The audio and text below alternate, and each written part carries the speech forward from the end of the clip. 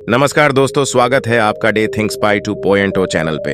एक बार की बात है, राजा ने अपनी प्रजा के बारे में सोचा कि मेरी प्रजा कैसी है, इसमें कौन से लोग आलस से भरे हुए हैं और कौन से मेहनती हैं। तो राजा ने अपने कुछ मंत्रियों के साथ एक बड़ा सा पत्थर ले जाकर एक सड़क पर रख दिया था और उसने सोचा कि जो इस पत्थर को हटाएगा वह मेहनती व्यक्ति कहलाएगा।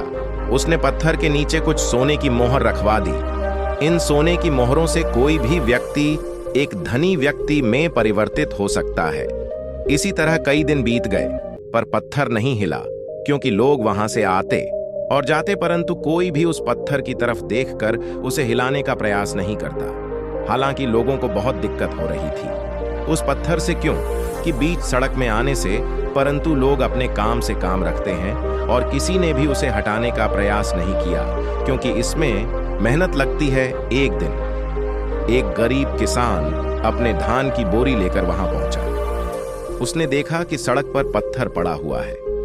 उसके मन में ख्याल आया कि अगर उस पत्थर को हटा दिया जाए तो लोगों को आने जाने में कोई परेशानी नहीं होगी। किसान ने अपनी मेहनती हाथों से पत्थर को हटाने का प्रयास किया। जैसे ही उसने पत्थर को हिलाना शुरू किया, बड़ी ही मशक्कत के बाद पत्थर हिला और उसके नीचे से कुछ सोने की मोहरें निकली। सोने की मोहरे को देखकर किसान आश्चर्यचकित हो गया और वहां बहुत ज्यादा खुश हो गया। वह समझ गया कि उसकी मेहनत और संघर्ष ने उसे एक महत्वपूर्ण और बेहतर भविष्य दिलाया है।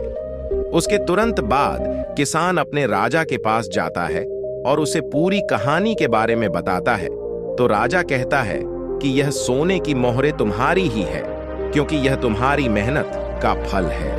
तुमने दिखाया कि आलस्य के बजाय मेहनत करने से हमें बेहतर अवसर मिलते हैं। निष्कर्ष, इस कहानी से हमें यह सीख मिलती है कि हमें आलस्य से दूर रहकर मेहनत करनी चाहिए, क्योंकि जीवन में सफलता पाने के लिए हमें संघर्ष का सामना करना पड़ता है और अपने लक्ष्य की प्राप्ति के लिए हमें समर्पित रहना होता है।